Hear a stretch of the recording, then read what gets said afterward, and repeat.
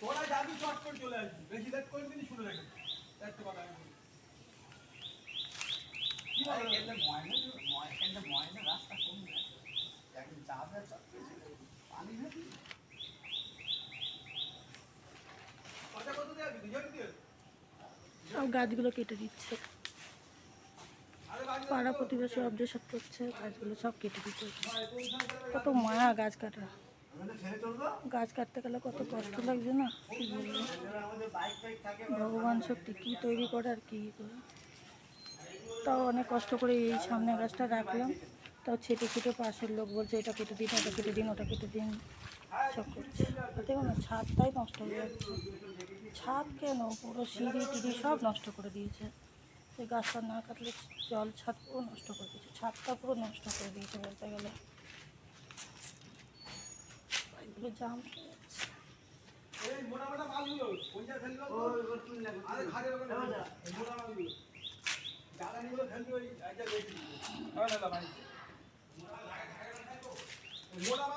ছাদটা পুরো জায়গা মানে জল বসে বসে জল মানে ছাদটাই নষ্ট করে দিয়েছে।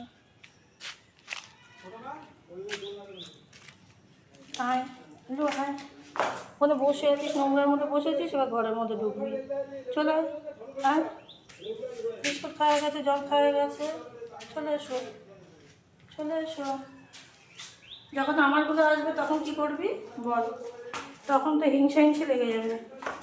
ওই যে ছাদের ইয়ের থেকে জল বেবে বেবে দেখুন না, যখনই আমি এই বাড়িতে আসি তখনই পরিষ্কার করে দিই, তার সত্ত্বেও এই অবস্থা।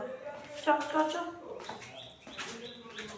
জল, লালুকে বিস্কুট খাইয়ে জল দিয়েছে, এখানটা কী করেছে, ওকে কিছু দিলেই না পুরো জল ফেলে দেবে, দুধ দিলে দুধটাকে নষ্ট করে দেবে।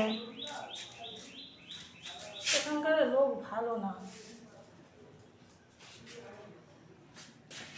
এখানকার লোক একদম ভালো না। যখন আম গাছটা ছিল তখন আমরা যখন নেয়নি তখন আম খাওয়াই, আম খেয়েছে লোকে।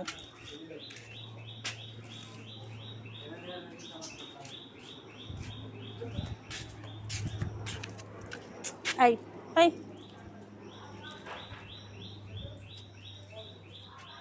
কতগুলো গাছ বসিয়েছে, এটা টগর গাছ, ওটা হচ্ছে এই কতগুলো নিম গাছ, ওটা হচ্ছে তোমার কারি পাতা গাছ, ওখানে কাঞ্চন গাছ আর কয়েকটা গাছ আছে, এদিকে জবা গাছটা টুকটাক বসিয়েছে। লোকে রাখতে দেবে, কে তুলে নিয়ে চলে যাবে।